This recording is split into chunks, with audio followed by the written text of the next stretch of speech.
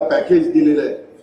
मी सकाळी मुंबईवरून आलो नांदेड एअरपोर्टला, त्यावेळेस कलेक्टर, एसपी, सीओ, महानगरपालिका आयुक्त सगळे अधिकारी भेटले।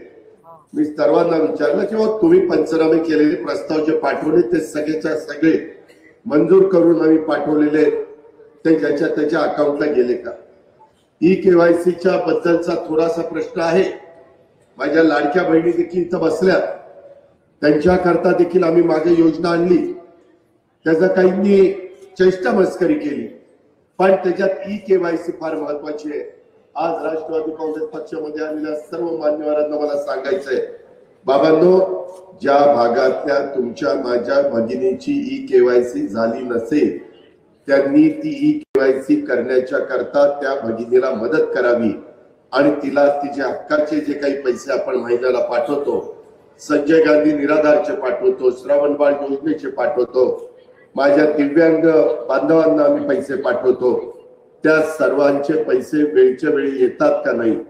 कारण मी अर्थमंत्री म्हणून काम करत असताना या गरीब घटकाचे, या ज्यांना खऱ्या अर्थाने त्याची गरज आहे अशा माझ्या सहकार्यांचे पैसे वेळेमध्ये जाणं आणि त्यांच्या संसाराला काही ना काही हातभार लागणं हे आमचं सगळ्यांचं कर्तव्य आहे।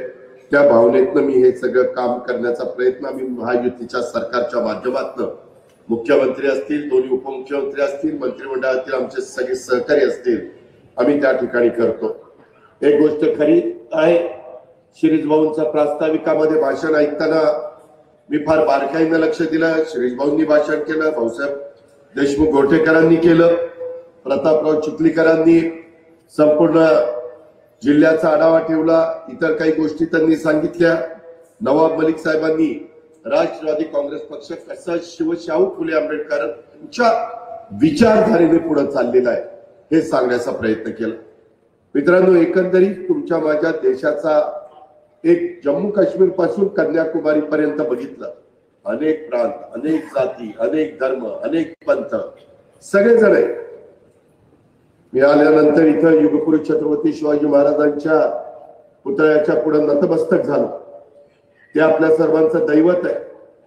त्या काळामध्ये 18 पगड जाती, 12 बलुतेदारांना बरोबर घेऊन त्यांनी हिंदवी स्वराज्याची स्थापना केली। त्यांनी जातीभेद केला नाही, त्यांनी धर्माधर्मामध्ये अंतर पाडून दिलं नाही, सगळ्या समाजाच्या लोकांना बरोबर घेतलं आणि हिंदवी स्वराज्य स्थापन केलं। हा इतिहास आपण कधी विसरू शकत नाही।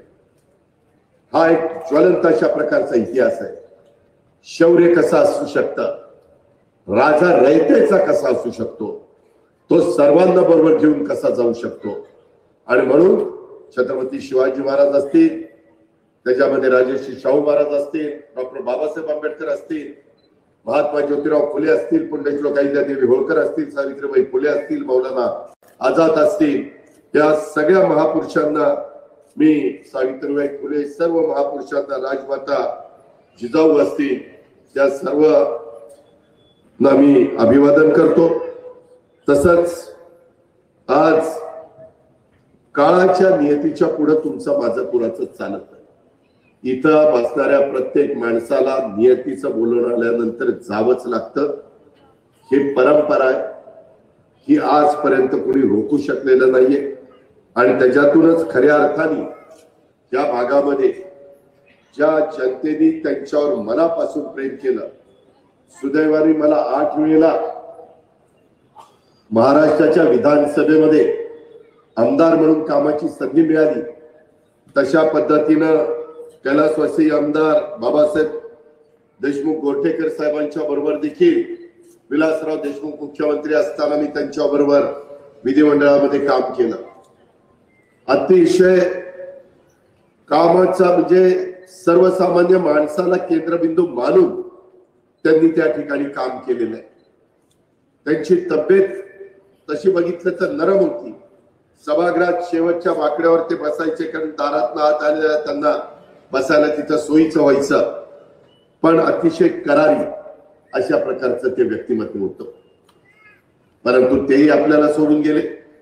त्याच्यानंतर कैलासवासी बाबा पाटील पन्हाळीकर असतील, कैलासवासी बापूसाहेब देशमुख गोरठेकर असतील, त्यांच्याही बरोबर मला कामाची संधी मिळाली. आम्ही एकत्रपणे काम केलं. त्याच्यानंतर कैलासवासी विनायकराव कुलकर्णी असतील, हेही आमच्या बरोबर काम करत होते. आणि हा आज आपल्यात नाही येत. मी त्या सर्वांना भावपूर्ण श्रद्धांजली अर्पण करतो, त्यांना अभिवादन करतो.